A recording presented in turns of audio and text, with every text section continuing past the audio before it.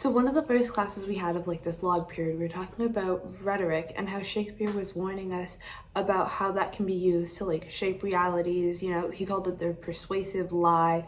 And what I thought was interesting about it, and kind of what the topic or the discussion we had in class made me think about, was the fact that regardless of if someone's trying to help or like harm you using rhetoric, like it ultimately comes down to the person who's speaking, like their intent.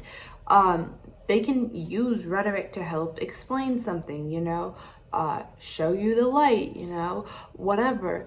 But that's still up to the person. They're still shaping your reality based on their own beliefs. You know, one of the first examples I kind of thought of when, like, just on my own when we were talking about this was the idea of like flat earthers. How, like, we know that the earth isn't flat, but they believe that. So trying to like explain it to them through rhetoric, you know, even if you're the most persuasive person in the world, you're still shaping their point of view. And yes, that's helpful because yes, you're showing them that, you know, their beliefs aren't consistent with what we know.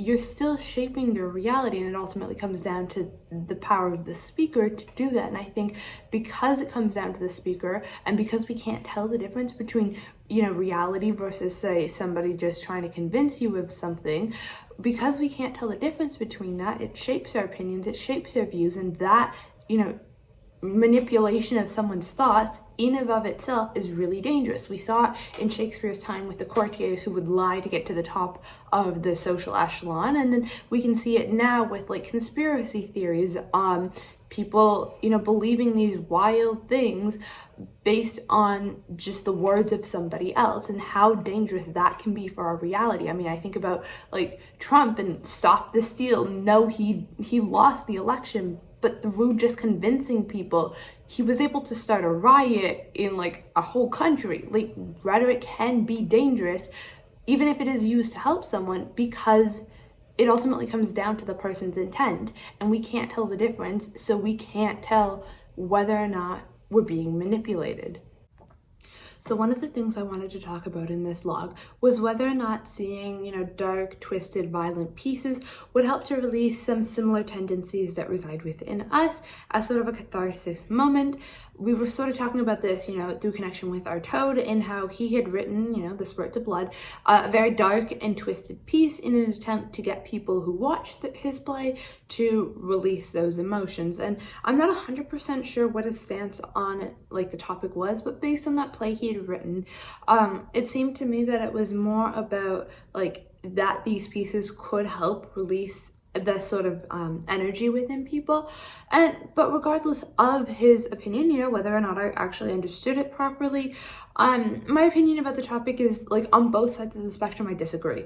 If you've got more darker tendencies, lower self-control, that sort of thing, I don't think watching dark pieces is going to help you release that energy. I think it, like, you will just commit these acts regardless of if you see this sort of content.